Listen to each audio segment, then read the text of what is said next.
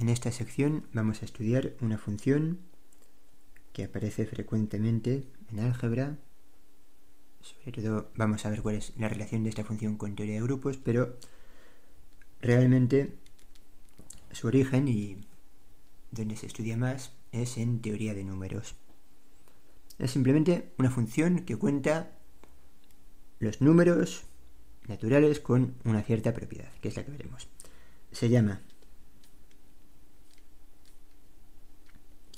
función de Euler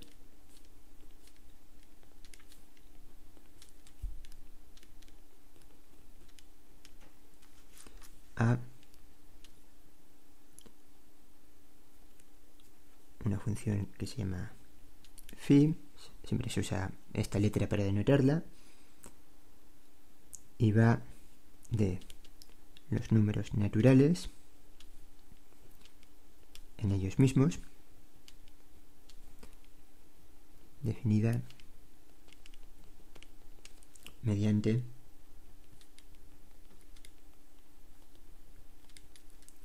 phi de n igual a el cardinal del conjunto de los números naturales que están entre 1 y n y que son coprimos con n.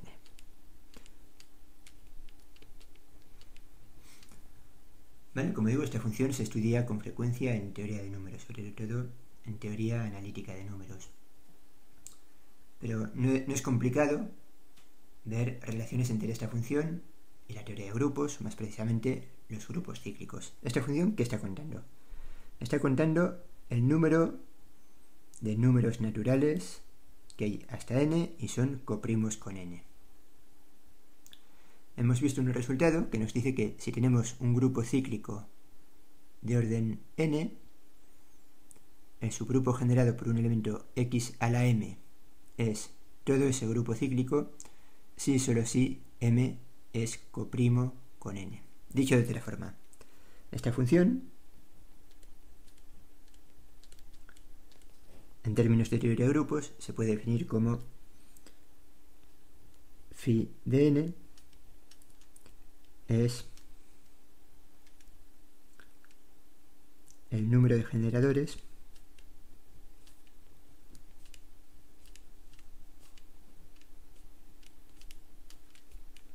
de un grupo cíclico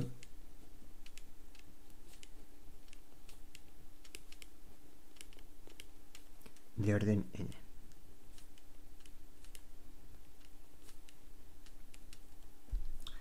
¿Vale? Por ejemplo, supongamos que n es igual a 8. Bien, pues vamos a calcular phi de n de dos formas. Por un lado, directamente a partir de la definición. ¿Cuántos números naturales hay hasta el 8 que sean coprimos con 8? Pues el 1, 3, 5 y 7. Por tanto, phi de n cuando n es igual a 8 es igual a 4. Ahora, vamos a verlo de forma un poco más complicada. ¿Cuántos generadores tiene un grupo cíclico de orden 8? ¿Vale? Tenemos un grupo cíclico de orden 8. Vale, pues el resultado que mencionaba antes es que una potencia x a la m es igual a todo este subgrupo si solo si m es coprimo con el orden de x. Si solo si m es coprimo con 8. ¿Vale? Entonces volvemos a estar en las mismas. M es coprimo con 8 si solo si m es 1, 3, 5 o 7. ¿Vale? Luego, en este ejemplo, vamos. Con este ejemplo simplemente pretendo ilustrar lo que he dicho que sucede en general. Que phi de n resulta ser el número de generadores de un grupo cíclico de orden n. Bien, entonces nuestro próximo objetivo es comprobar una fórmula interesante sobre la función phi de Euler, que también se puede demostrar sin hablar de grupos, únicamente utilizando técnicas de teoría de números, y eso ya lo haré más adelante. De momento vamos a ver el resultado del que hablo utilizando teoría de grupos. Y es el siguiente teorema 6.1,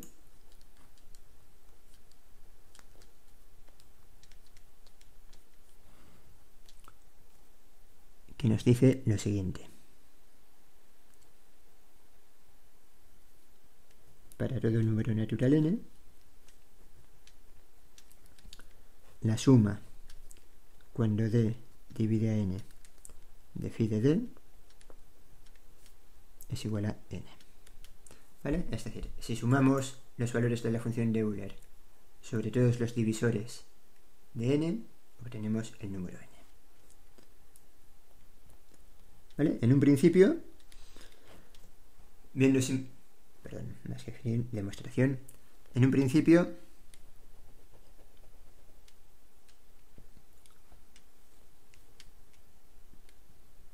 si alguien le define la función phi de Euler como la he definido yo, es decir, como el número, como phi de n igual a el número de naturales menores que n, menores o iguales que n, que cubrimos con n, pues parece sorprendente que la teoría de grupos juega algún papel para demostrar eso. Sin embargo, vamos a ver cómo podemos utilizar los resultados que conocemos de grupos cíclicos.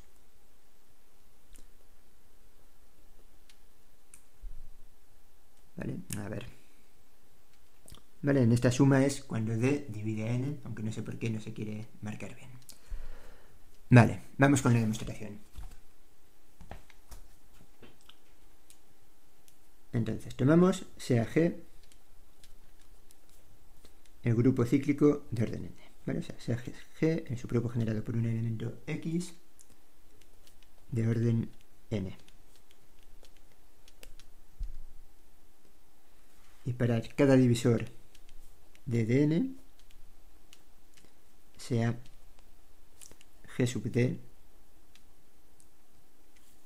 el conjunto de elementos de G de orden d.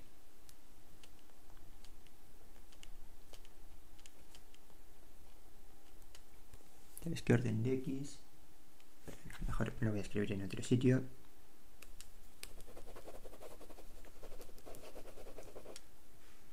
Perdón.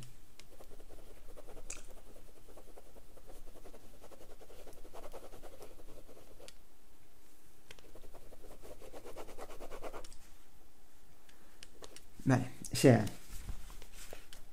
G sub d el conjunto de los X de G tales que orden de X es d. Bien, entonces sabemos que dado un grupo y cualquier elemento de ese grupo tiene orden un divisor del orden de G. Es decir, sabemos que G es la unión de los G sub d, donde d divide a n.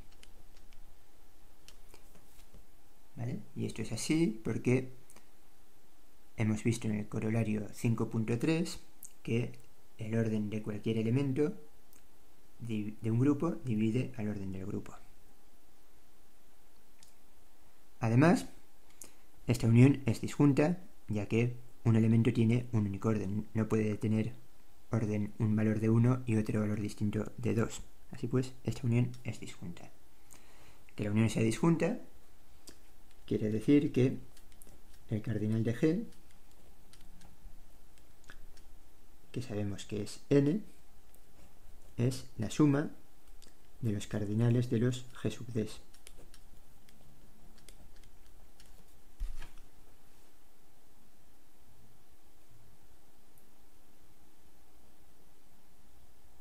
Vale. Por otro lado,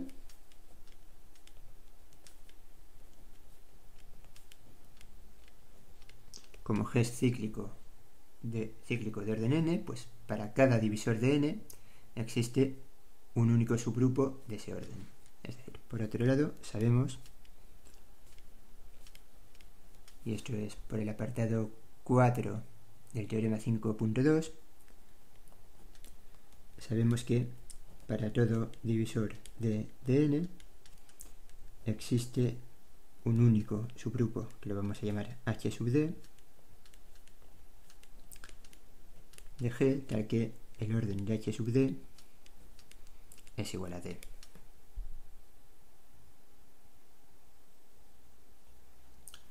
Bien, entonces G sub d son los elementos de orden d.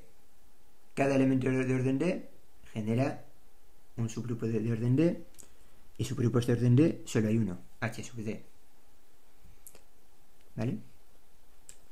Entonces, por todo lo que acabo de decir,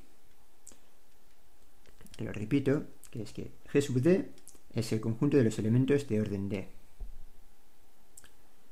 Y que, dado un valor d, un divisor de n d, hay un único subgrupo de orden d. Y los elementos de orden d generan un subgrupo de orden d. Es decir, los elementos de G sub d son los generadores de h sub d. Bueno, así pues, por lo que he dicho, tenemos que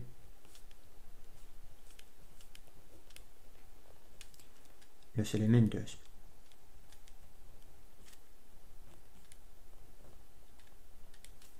de G sub d son los generadores